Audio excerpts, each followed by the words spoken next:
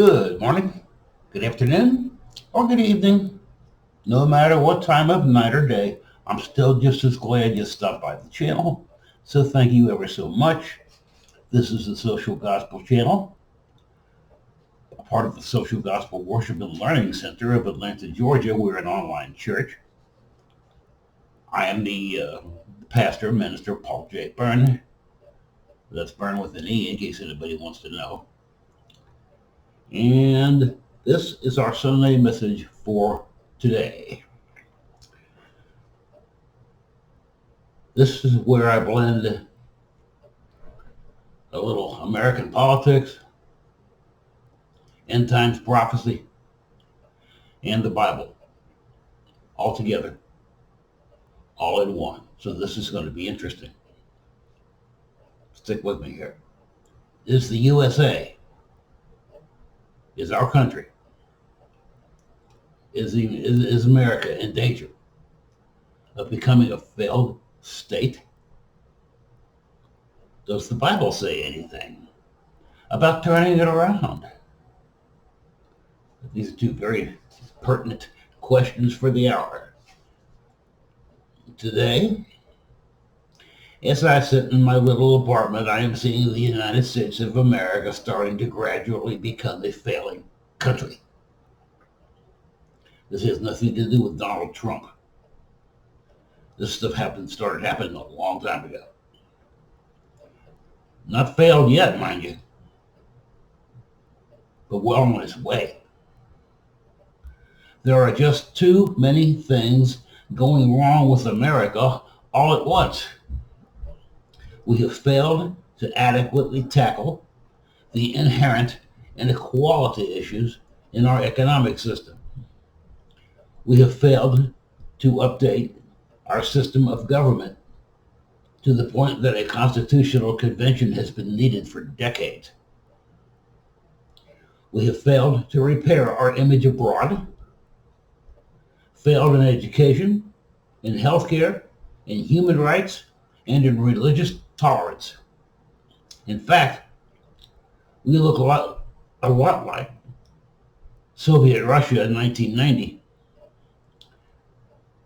except with a lot more big screen TVs. Now here's a few words about this from Reverend Dr. Martin Luther King Jr. There's a famous quote from Reverend Dr. King about America's misplaced priorities dating back to the 1950s about the true state of America that was decades ahead of its time. And he said, and I quote, "A nation that continues year after year to spend more money on military defense than on programs of social uplift is approaching spiritual death." Close quote. This quote about spending on the country's military needs versus the people's needs was prophetic when King said them 60 years ago, and today they have withstood the test of time. First, a few basic facts. Some people may well take issue with my contention that the political and governmental systems are broken, including the courts and penal systems, or even that we have a great healthcare system. I respect anyone's rights to those opinions. Freedom of expression is one of the few things our country hasn't managed to screw up in the last couple of 100 years. But in every case, the data backs me up. Allow me to try to substantiate my claims first, before suggesting a few possible solutions. 8 of them altogether. So stick around for that. That's only a couple minutes away. The 2008 bailout, remember that? Granted billions of dollars with certain strings attached to the banking system, who then used the money to short sell the markets while making countless billions more. Then they handed the government back its money, which removed all the strings, while paying out lavish bonuses to their executives, while Americans lost their jobs and their right to a place to live. Meanwhile, the median family income here in the U.S. is less today than it was in 1978. The problem is, the political right and left are two wings of the same bird. Our government, meanwhile, is no longer run by competing ideologies, but by corporate interests. I include both political parties in this category, since both are money-making enterprises disguised as political parties. There are good Republicans who would prefer that your cancer-stricken child have health insurance. There are responsible Democrats who are horrified by our country's spend now and pay later approach to its finances. But since they are beholden to their version of a higher power, which is corporate America, Wall Street, and the almighty dollar, they have convinced themselves to vote with their wallets, not with their conscience. At the federal level, AT&T and Goldman Sachs, just those two entities alone, combined, have contributed over $75 million over the last 20 years to both political parties.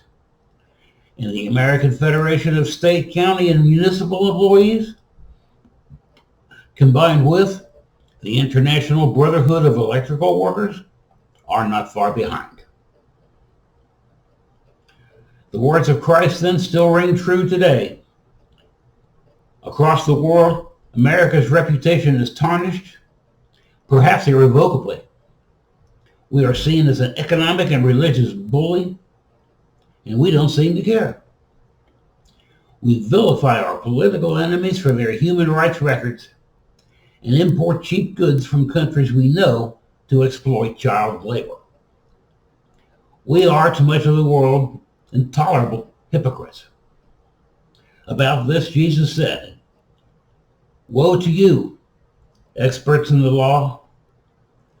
Woe to you because you load people down with burdens they can hardly carry, and you yourselves will not lift one finger to help them." Close quote. That's Luke's Gospel, chapter 11 and verse 46, is where that came from. Isn't this exactly where we find ourselves in 21st century America? Something is very wrong here. Apologists for the existing American healthcare system will continue to defend it at all costs, while calling those countries with single-payer coverage socialist states, such as England, France, and Sweden, for example. Here in the U.S., it's common to let sick people die in order to save money by denying coverage or making us wait decades for a kidney transplant. Deflecting obvious truths doesn't make our system any better. And it's always bad business practice to spend too much time putting down the competition. When our own kids can't get health care because mom and dad have no money to pay, something is terribly wrong.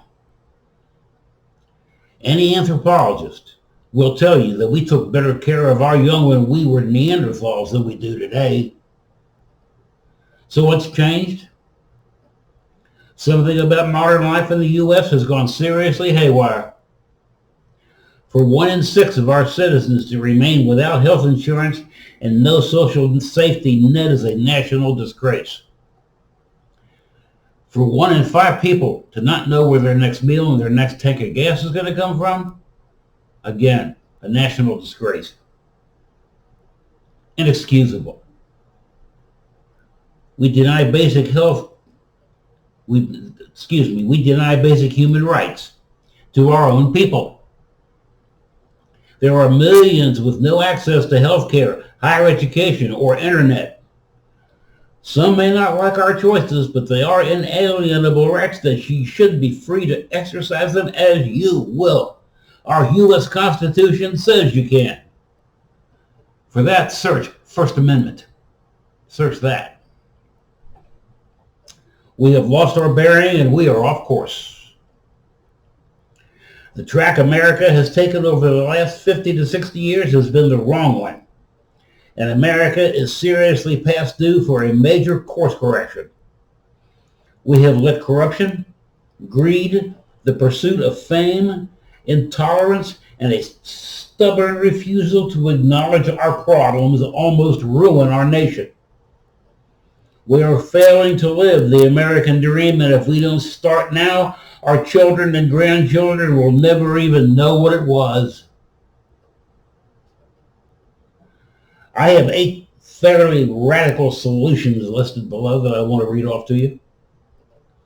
I'm sure you have some of your own, and I welcome them in the comments section below. By all means, let's hear it. I have chosen not to expound on what I personally think the consequences of these actions would be, as I would be diving headlong into speculation. So here we go. Number 1, immediately and totally stop all corporations from giving money to political parties. Reverse the disastrous Citizen United decision and make our elections publicly funded again. Not federally, not corporately, publicly. Number 2, make a promise to our children. You will be well educated, well cared for, and you will be treated with dignity and respect when you are in need. Then, legislate that into existence with mandated free Medicare, internet access, and higher education. Then, amend them to the U.S. Constitution. I guess there will have to be a 28th Amendment. Number 3, change the game.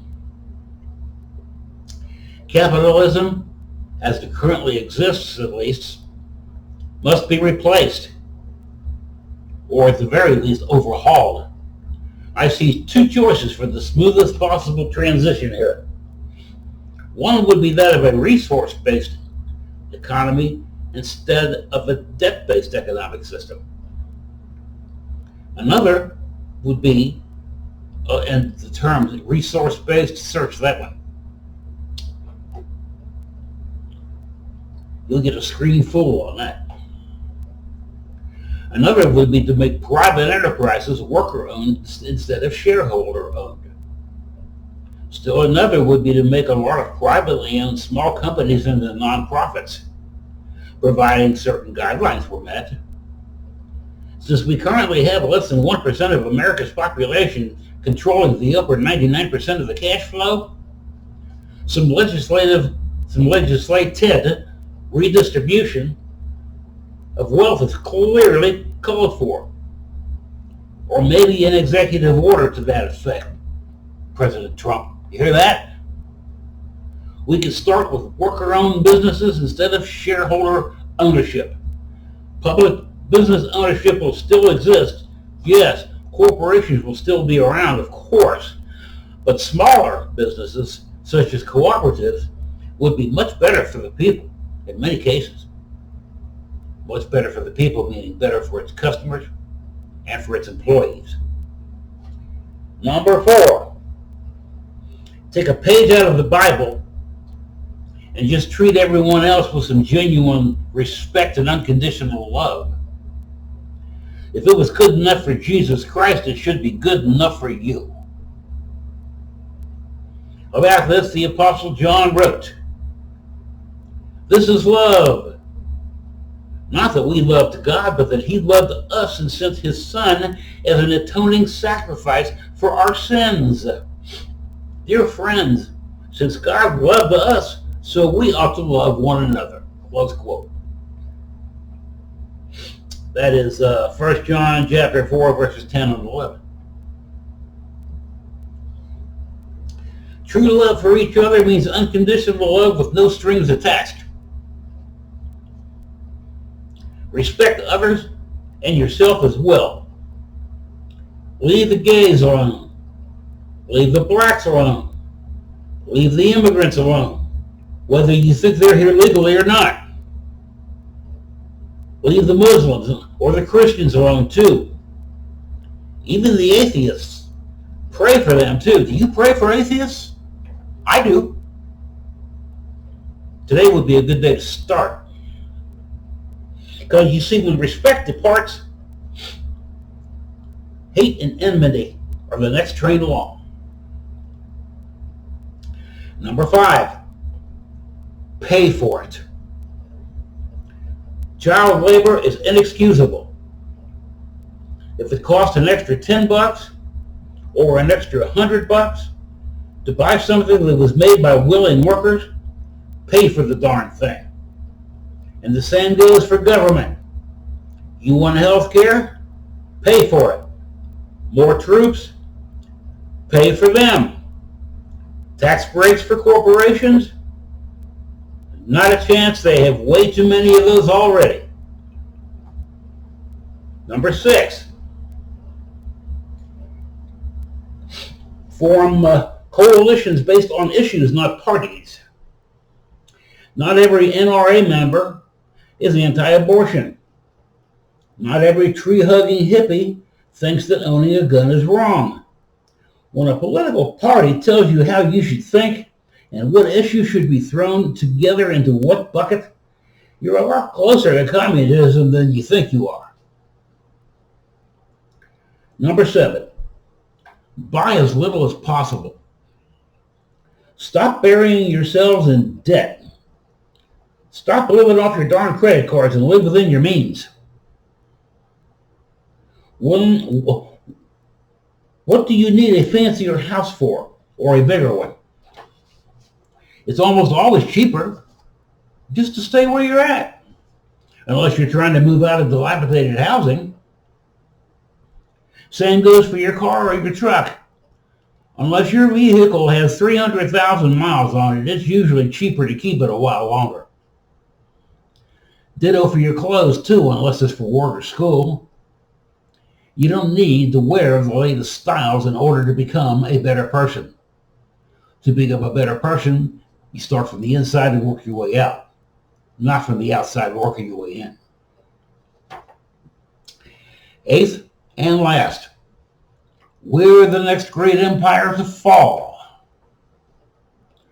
From what I can tell, the great empires of yore, from Egypt to Rome to Great Britain, were the first to market with some manufacturing innovation or other that led to more innovations and greater strides that in turn led them to become the largest producers of goods in their region.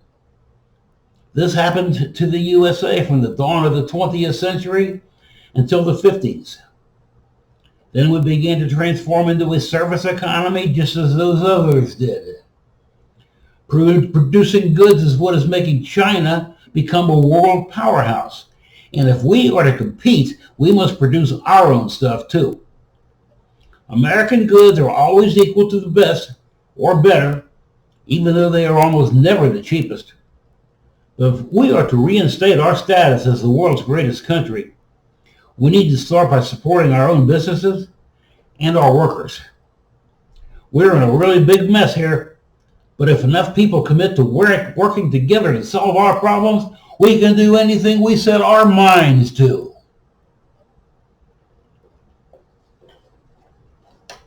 Anything. And that concludes the Sunday message for today. I hope you got something out of that. I hope you enjoyed that. I hope you were enriched and educated by it too. Because I'm not here just to look and sound good. I'm here to help people.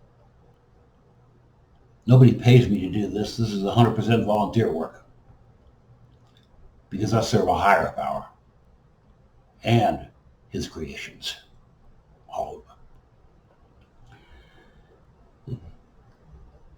At the end of service for a brick and mortar church, I usually pass around a collection basket. Of course, I'm online only, so I can't do that, but I don't let that bother me. If anyone is able to send a donation, it would be appreciated. We do have costs and expenditures here too.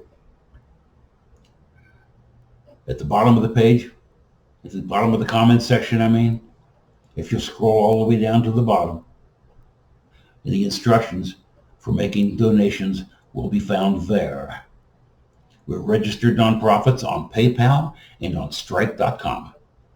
Those are the two best ways to donate, or you can send us a check in the mail if you like. The mailing address is down there at the bottom also, as well as who to make the check out to. Be sure and include that. You can also become a member. Now understand, the blog and the video channel are free, but membership involves other things, such as access to merchandise that others don't have, such as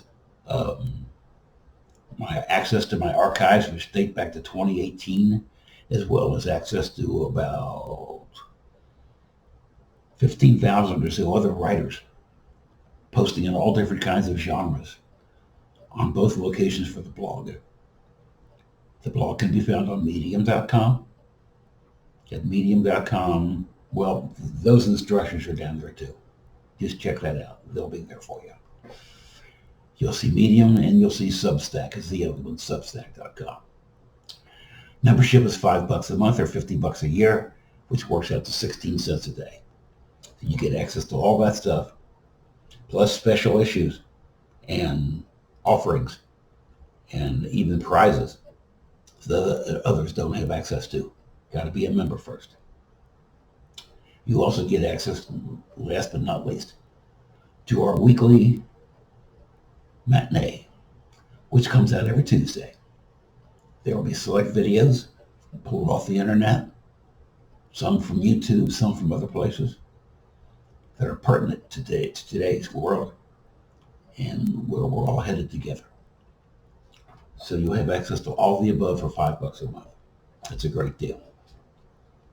Last but not least, you can visit our new sponsor, which is my online store. This is my little day job on Shopify.com. It's called MyAntiqueCarStore.com.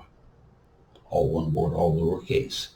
MyAntiqueCarStore.com is dedicated to all things automotive from the nostalgic past. While there are no cars for sale here, you will find the largest and finest selection of classic and antique memorabilia from the 1930s to the 1970s. Plus, all the cars are convertibles. With 45 different car brands depicted on men's and women's clothing, coffee mugs, water and thermos bottles, wall art and decor, designer shopping bags, and 15 varieties of classic car calendars, there is something here to treasure for every car enthusiast and antique lover. All the photos and stills are nothing but the very best of taste. You'll find nothing gawky in there. We ship to 32 countries, by the way. One last time, MyAntiqueCarStore.com. Don't forget the HTTPS:// right before that when you send off for that. Prices start at about $10 plus shipping. There's nothing in there really expensive. And I think you'll find stuff in there you like. So, before you go, don't forget, please give me a like, a thumbs up, and a share or two, and a subscribe. The subscription to the YouTube channel is free, just like the subscription to the blog is free.